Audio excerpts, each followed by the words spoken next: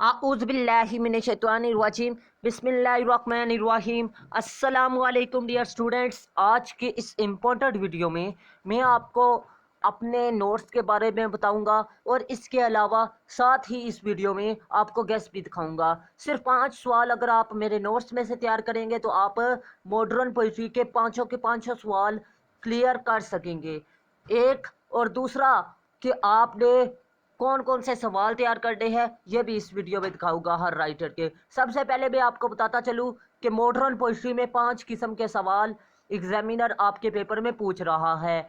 सबसे पहले as a poet, symbolism, themes, critical appreciation और मल्टी कंटेक्स्ट यानी कंटेक्स्ट वगैरह पूछ लेता है, रेफरेंस टू कंटेक्स्ट।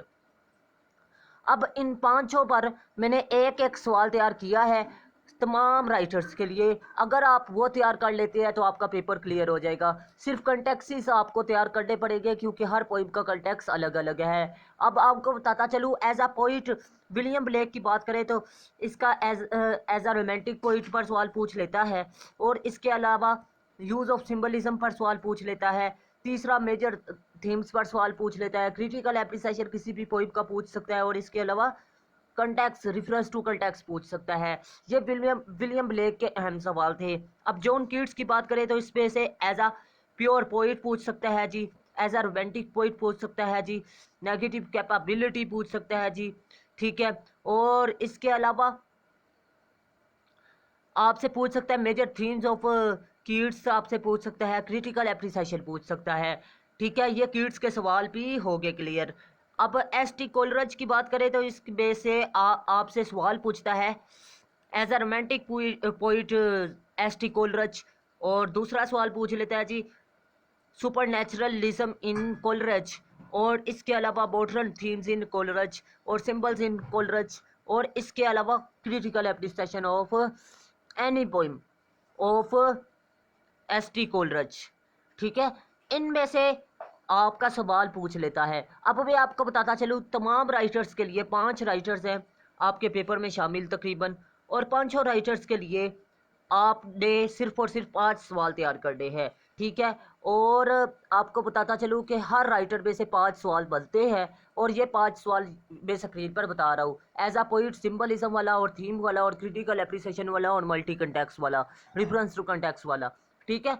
तो ये 5 सवाल पूछता है। मैंने इन पांचों पर एक एक सवाल तैयार किया है और ये 5 सवाल आपके पेपर टोटली क्लियर कर देगा। आपने कंफ्यूज नहीं होना, सिर्फ मेरे नोट्स बाय कर लेने हैं। और आपको बताता चलूँ वो नोट्स आपको to the point Urdu translation के साथ मिलेंगे ताकि आपका पेपर क्लियर हो जाए, आपको अच्छे तरीके से समझ में आए। कोई बात अभी भी नहीं समझ आई तो आप लोग कमेंट सेक्शन पर लास्ट भी पूछिएगा।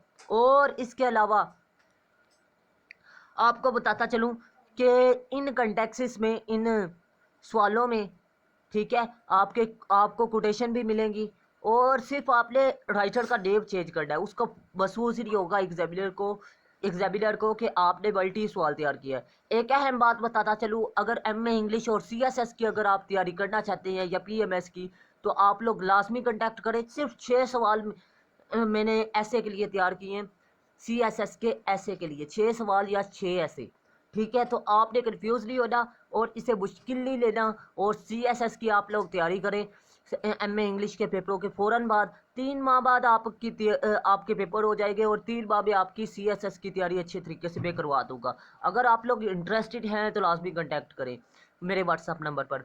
एज अ पॉइंट मैं आपको बताता चलूँ, नेक्स्ट आपने फिलअप में से करना है जी एज अ पोइट वाला सवाल, as a poet of reality, ठीक है। और इसके अलावा पेसिमिज्म इन फिलअप, ठीक है, या फिर Philip as a movement poet, ठीक है, यूज़ ऑफ सिंबलिज्म, या फिर आपने क्रिटिकल एप्रिसिएशन और थीम वाला सवाल क्रिटिकल एप्रिसिएशन मल्टी कंटेक्स्ट यानी रिफरेंस टू कंटेक्स्ट के लिहाज से को तैयार कर लेना है।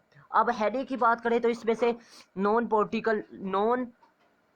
पॉलिटिकल पॉइंट ये सवाल पूछ लेता है जी और इसके अलावा क्रिटिकल एप्रिसिएशन पर, ठीक है, ये 2 सवाल पूछता है। तो मैं उम्मीद करता हूँ अगर आप लोग ये तैयार करेंगे तो आपका पेपर 100% क्लियर होगा। तो आप लोग लाजमी इनको तैयार करें, इंशाल्लाहुल अज़ीम आप कामयाब होंगे। और मुझे लाजमी दुआओं में याद रखिएगा, अपना खास क्या रखिएगा, अपने से ज़्यादा दूसरों का। मिलते हैं इस तरह की नेक्स्ट इन्फॉर्मेटिव वीडियो में, तब तक के लिए अल्लाह हाफिज़। पाकिस्तान जिंदाबाद, पाकिस्तान पाइंदाबाद।